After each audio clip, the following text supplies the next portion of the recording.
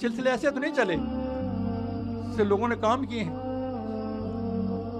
یہ کوئی دنیا کمانے کے سلسلے نہیں ہوتے. وہ دنیا میں ویسے ہی جو آدمی ہے نا دنیا دار، اس کی وہ تو عقل معاش ویسے ہی بہت تیز ہوتی ہے خود ہی.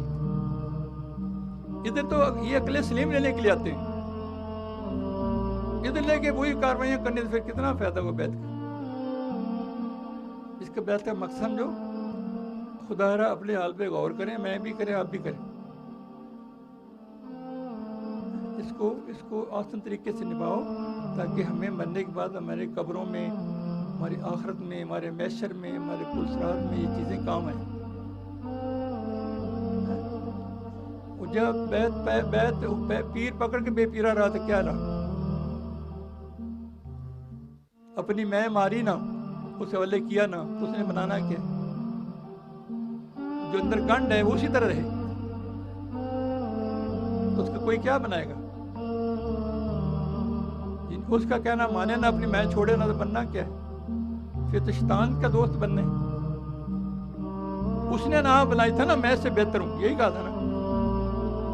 ساری باتیں کرتا تھا، سب کچھ کرتا تھا، جنت میں رہتا تھا، فرشتوں کے ساتھ رہتا تھا.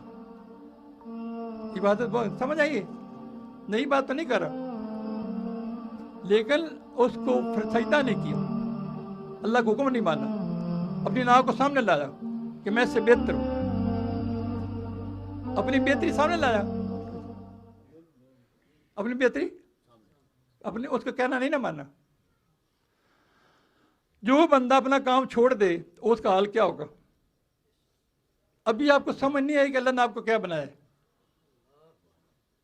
اشرف المخلوقات بنایا، اشرف المخلوقات بنایا، پھر سجدہ کرایا، ہمیں ذوالقمتی بنایا سلطنت کا، جی نہیں، ہمیں بہت اپنا نائب و خلیفہ بنایا، حضور کا نائب رسول صلی اللہ علیہ وسلم بنایا، جی ہمیں اپنا کلمہ نصیب کرایا نا، کلمہ ہمیں آتا ہے نا، جی اللہ.